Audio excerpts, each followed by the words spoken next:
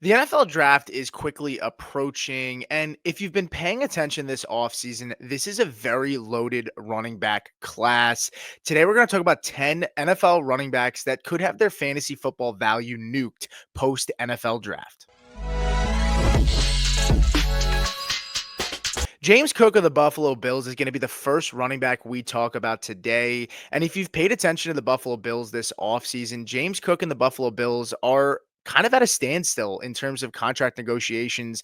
James Cook is looking for a $15 million per year contract extension, and it doesn't really look like the Bills are budging on that. I would not be surprised if they bring in a running back with possibly day two capital. And if that's the case, this could really muddy this running back room, which already has Ty Johnson and Ray Davis there.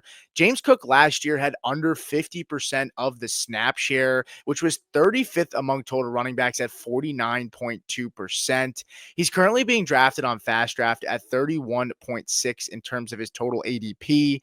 And it is a little bit concerning for a guy who scored a lot of touchdowns last year. He scored 18, which was up 12 from the year prior, but we're going to see some regression there. There's no way James Cook is going to score 18 total touchdowns. And this is a guy who caught just 32 passes last year, which was down 12 from the year before.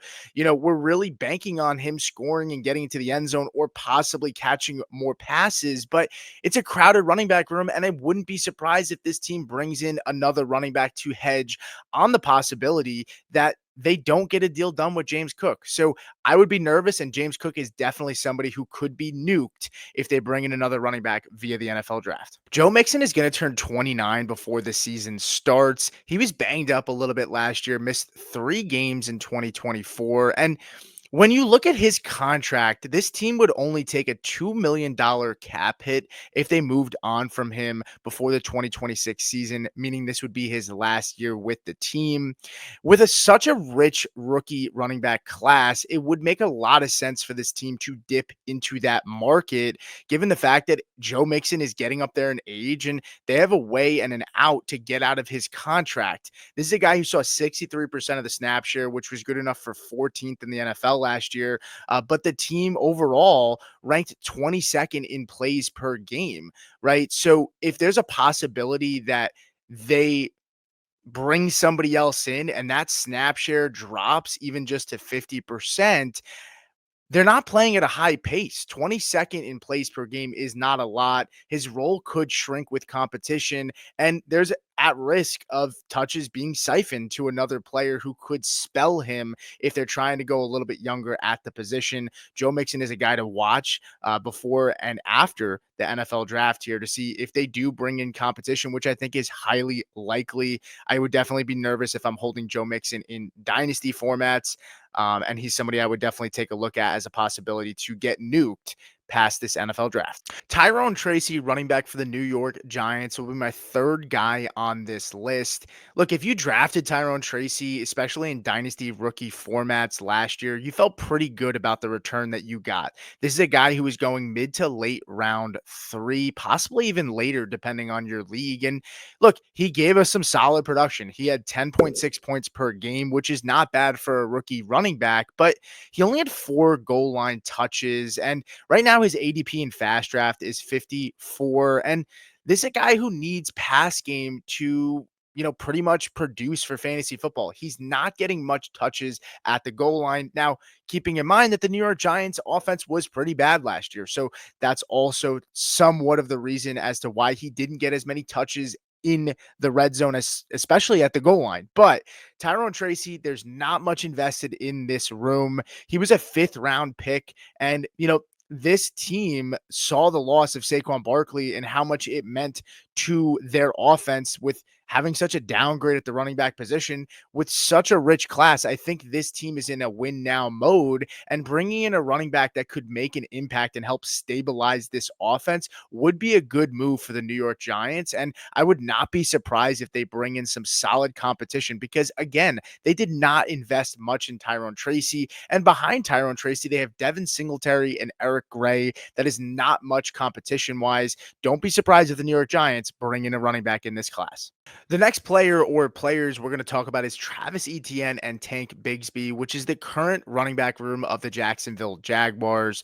Look, there's a new coaching staff with Liam Cohen who has no allegiance to either of these players.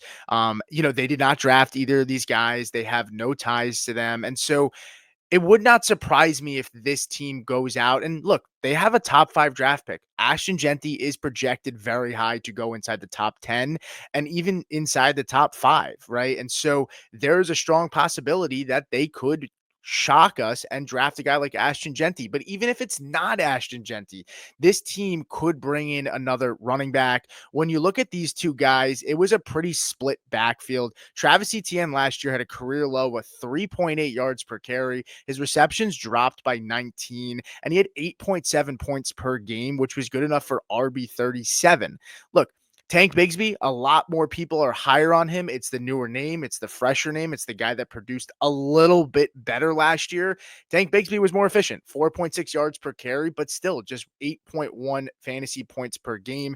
And he only had 7 total receptions. If another running back is brought into this room, it could hurt both of these guys. But look, Travis Etienne could take that Rashad White role, similar to what we saw with the Buccaneers, because he is a solid receiving back. Tank Bigsby, on the other hand, is not a guy that catches the football much. And so he's going to be a guy that's going to rely on volume and getting into the end zone. If there is a possibility that they bring in a running back and it becomes more of a split, both of these guys will be heavily affected. And I would not be surprised if the Jacksonville Jaguars, as I stated before, bring in some competition. The next guy on this list is going to be DeAndre Swift. This is a guy that's on his third NFL team with the Chicago Bears. They brought him in last season. And look, Chicago, they are desperate to find a solid, stable running back. There are talks that they may take Ashton Genty as well. And if not, they're likely going to take a running back day 2. DeAndre Swift had 12.6 fantasy points per game, which was good enough for RB 21. And that was with little competition last year. Now, look, they get an upgrade. Ben Johnson will be coming in, but I don't expect DeAndre Swift to be Jahmyr Gibbs, where it's David Montgomery and Gibbs. Both of these guys are eating, and Swift is that creative guy where they're finding ways to manufacture touches for him. I just don't see it. I think DeAndre Swift is going to be a guy that will have a role in this offense, but this team is not tied to him financially past this season. They would only take a $1.33 million cap hit if they moved on to him after this season. And so look, 8 games outside of the RB2 range for DeAndre Swift was extremely inconsistent last year. And long term, his role is kind of capped, right? This is not an every down back. You would have to really hope and bank on the fact that Ben Johnson is going to revitalize this offense and find creative ways to get DeAndre Swift the football. But I just don't see it. And there will be competition, mark my words, in Chicago. And DeAndre Swift's days could be numbered there as a fantasy football producer. Isiah Pacheco of the Kansas City Chiefs is going to find himself next on this list, and it probably comes as no surprise. Look, Isiah Pacheco was a fun story coming out of Rutgers, and when you watched him play, he runs like he's angry at the ground, but this is a Kansas City Chiefs offense that lacks some explosiveness, and Isiah Pacheco really did not bring that last year. Now, he was coming off of a really tough injury, but just 73rd in breakaway run rate, and the year prior, he was 11th pre-injury in breakaway run rate. He doesn't provide a ton in the passing game, where last year he just caught 12 passes in 7 total games, whereas the year he was healthy, he caught a total of 44. But I feel like the 44 catches is probably an outlier. He is likely going forward going to be a 20 to 25 receptions a year guy. And this team brought back Kareem Hunt, who looked like the number 1 running back in this offense down the stretch as Isiah Pacheco continued to struggle. Look for the Kansas City Chiefs to add to this running back room, and it's going to be tough sledding for Isiah Pacheco. Chuba Hubbard of the Carolina Panthers is going to be the next guy on this list, and he's coming off of a nice contract extension where the team rewarded him for his efforts last year, and also I think it speaks volume to Jonathan Brooks and the outlook of him for his future. They brought in Rico Dowdle, who likely will cut into that workload, and Chuba Hubbard, right, was fourth in opportunity share, but just 13th in fantasy points per game, right? He had the bulk of the touches last season and was pretty much a one-man show in that offense for the running back position. But Rico Dowdle will certainly get some opportunities, and it would not surprise me if they go ahead and bring in another running back in this class. Fourth in opportunities, but just 13th in fantasy points per game. If we see that that opportunity share dip even just a little bit, how can we bank on this guy being a high end RB2, which is where he was last year? Regression is likely for next season. And even if they add a guy in day 3, it's just going to muddy the waters in this room. And this is not a guy who I personally think is going to take the reins of the room and just take over if there's other talent around him. I think this team needs to add more talent at the running back position and at the skill positions in general. They have a lot of needs, and they'd be foolish not to dip their toes into the running back class this year. And I think Chuba Hubbard should be a guy that should be on lookout in case they bring somebody else in. Tony Pollard of the Tennessee Titans is going to be the next guy on this list. Tony Pollard turns 28 years old this year, and this is a guy who the team is not financially invested in past the 2026 season, and they could get out of his contract as easy as 2026, where they just would eat 2 million in dead cap space.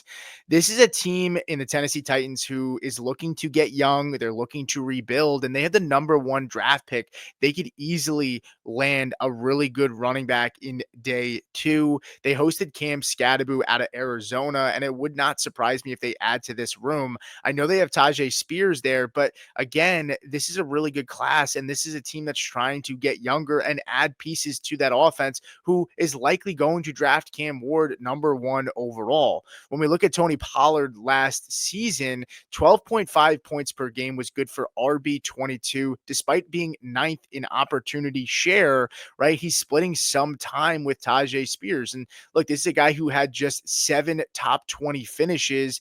It's a safe move to draft a guy like him, but it's not necessarily inspiring. It's not a guy who is going to give you high-end RB2 upside, especially with the fact that Tajay Spears is still there in that room, though I do think Tony Pollard is the better running back. I think this team tries to get younger. I think they add to the position in the draft, and he could lose some value if they go ahead and do that, especially if they bring in a workhorse running back where there's a good amount of them in this class. Tony Pollard is another guy that I would be worried about pre-NFL draft.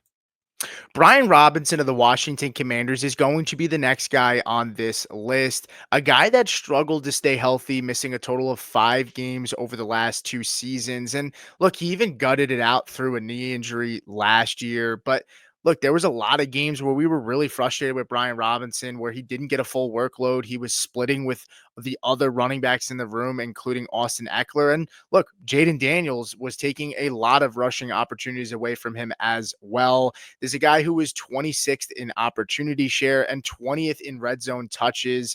The Washington Commanders also brought in Caleb Johnson for a top 30 visit. And I would really not be surprised if they go ahead and draft a running back in this class. Brian Robinson is a fine running back, but his upside is a little bit capped. He does not provide a ton in the receiving game. And look, Caleb Johnson likely won't add that either, but he's a guy that's going to bring in some fresh legs. And if it's not Caleb Johnson, I expect it to be somebody else. But they're going to need a guy that's going to possibly replace Austin Eckler and be a contingency plan if Brian Robinson doesn't go ahead and take the next step in this offense. This is a guy that I really don't love owning right now. His fast draft ADP is 58.2, and Brian Robinson is a guy that should definitely be looking over his shoulder for a possibility of bringing some competition in this room and losing even more opportunities in a room that he was splitting a decent amount of last year.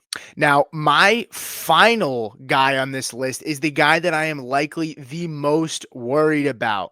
The guy that I am most concerned about is Chase Brown, running back for the Cincinnati Bengals. And look, Chase Brown, if you drafted him last year, you were pretty excited about the return on investment that you got. This is a guy who was being drafted outside of the top 100 in majority of fantasy formats. He ended up turning that into being 14th in points per game at the running back position. I'd say that was pretty good return on investment. But this is a guy that relied heavily on volume last year. He was 11th in red zone touches and was 5th in total receptions last year. This is also a team that had him in a timeshare with Zach Moss pre-injury, right? They traded for Khalil Herbert to provide some depth because, quite frankly, Chase Brown is not a very large back. So giving him that kind of workload is worrisome. You run the risk of him getting injured. Luckily, he stayed pretty much healthy the entire year, but this is a team that's likely going to bring in some competition. They brought in Trevion Henderson. They also brought in Quinshon Judkins, both Ohio State running backs, for top 30 visits, and he's being valued extremely high right now, right? In fast drafts, he's being picked at 26.9, and in fantasy dynasty startups, he's being picked and valued at the 105 to 106 for rookie drafts. And so, I mean, to me, there's going to likely be some regression there, right? He's not going to be a lone horse in that backfield. He's not going to be a workhorse. And if they bring in a back to spell him, it's going to mean less opportunities for him. And it is a little bit of a concern. I think he's being very heavily overvalued, and I would be bracing for impact if you own him in dynasty formats, because I think he's currently at his peak value in pretty much dynasty formats overall. And I'd be definitely worried about him getting some competition in that room. But that's going to do it for us, guys. Thank you so much for watching, and I'll see you guys next time.